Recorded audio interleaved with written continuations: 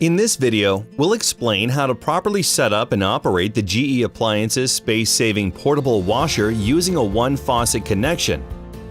To complete this task, you will need a level, a pair of pliers, a pair of channel locks, and a towel or small container to collect any water during disassembly.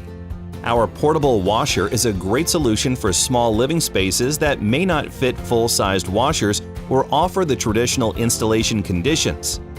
Cabins, RVs, apartments, and townhomes are just a few examples of where this washer would be effective. This unit comes with two separate bags. In one bag, you'll find the unicouple hose and a sink faucet adapter with two O-rings. The other bag contains the owner's manual along with a drain hose clamp.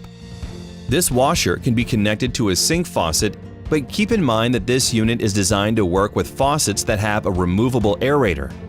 If your faucet does not have an aerator, it will not accommodate this washer.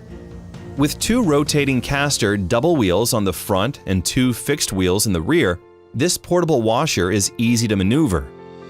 But before moving the washer, make sure the two leveling feet are raised.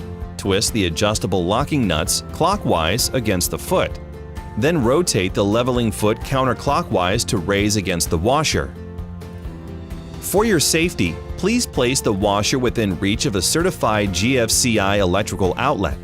However, do not plug the washer in until setup is complete.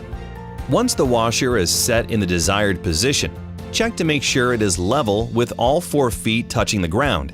If the washer is not level, it may become unbalanced and vibrate, or even move during cycles. Twist the leveling feet clockwise until it rests on the ground. Then twist the locking nuts counterclockwise to secure them in place. Next, remove the original aerator from the sink faucet by twisting it off. For aerators that are more difficult to remove, you may need to use channel locks to loosen. Note that the adapter has threads on both the inside and outside and can accommodate various faucets with aerators. Install the new faucet adapter by twisting it onto the sink faucet head. If it is difficult to apply the faucet adapter, try adding or removing the extra O-rings provided. At the top of the unicouple hose, there is a locking collar that must be pushed down so that it can grip and lock onto the faucet adapter. With the locking collar pushed down, lift the unicouple hose upward onto the faucet adapter and release. Then ensure the unicouple hose is firmly locked into place by giving it a small tug. The unicouple technology connects the washer to the faucet and sink. The fill hose or topmost hose allows water to flow into the washer, while the drain hose or bottommost hose deposits the used water from the washer back into the sink. On the back of the washer, you'll see 2 water inlet valves. Thread the fill hose of the unicouple into the cold water inlet valve, colored blue, on the rear of the washer. A pair of channel locks are recommended to help tighten for a watertight connection only between 1/8 and 1/4 turn beyond hand tight. Forcing the connection beyond this recommendation could cause damage to the plastic inlet valve, possibly resulting in leakage or harm to the washer's mechanical properties. Be sure there is nothing connected to the red inlet valve. If the fill hose does happen to be connected to the red inlet valve, the washer will not operate correctly. The drain hose connection is located at the bottom rear of the washer. Before you connect the unicouple drain hose, consider applying a lubricant like diluted dish soap for an easier connection. Next, place the clamp onto the washer drain hose with the pinch prongs facing the bend in the hose. Then push the drain hose onto the washer connection. When the drain hose connection is secure, move the clamp into position by simply pinching and sliding to the top of the connection, past the protruding rib. Again, the prongs of the clamp should be facing away from the washer. Tug slightly on the hose after installing to make sure it is fully and snugly attached. Now turn on the sink faucet, choosing the desired temperature with the faucet controls. If you notice leaking at the top of the unicouple when the faucet is turned on, immediately turn it off. Push and hold the red button until water pressure is relieved, then push down on the locking collar to remove the unicouple. Twist off the sink faucet adapter and add the extra O-ring provided. Once the extra O-ring is added, reassemble the adapter and unicouple and turn the faucet back on to the desired temperature. Note that when the sink is turned on, water will not automatically flow into the washer tub. The washer's inlet valve will determine when water flows in, and the water level sensor regulates when water exits the washer.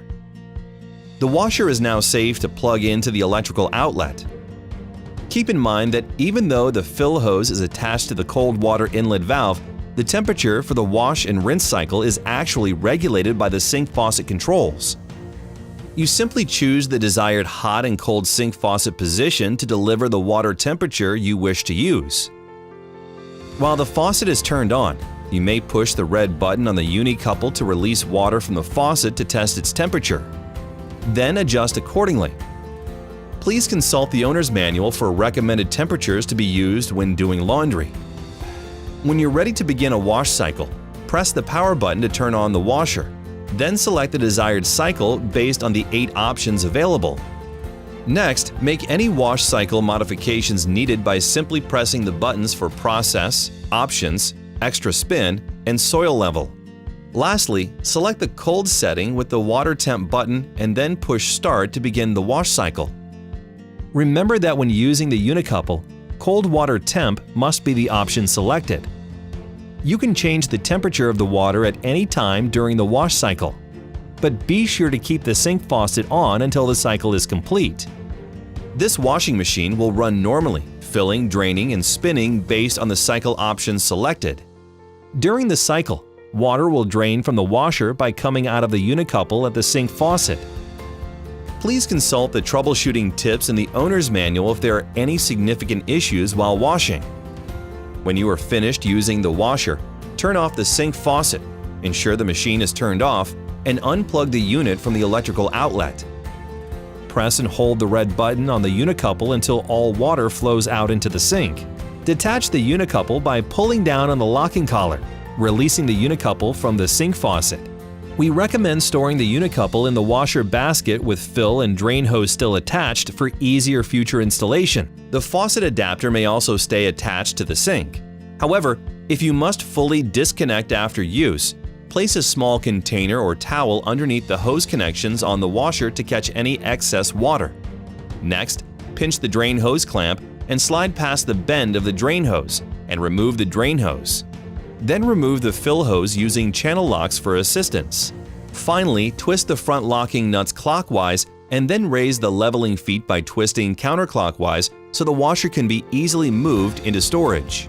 For more information about our products, visit geappliances.com and be sure to subscribe to our YouTube channel for the latest updates, recipes, and more.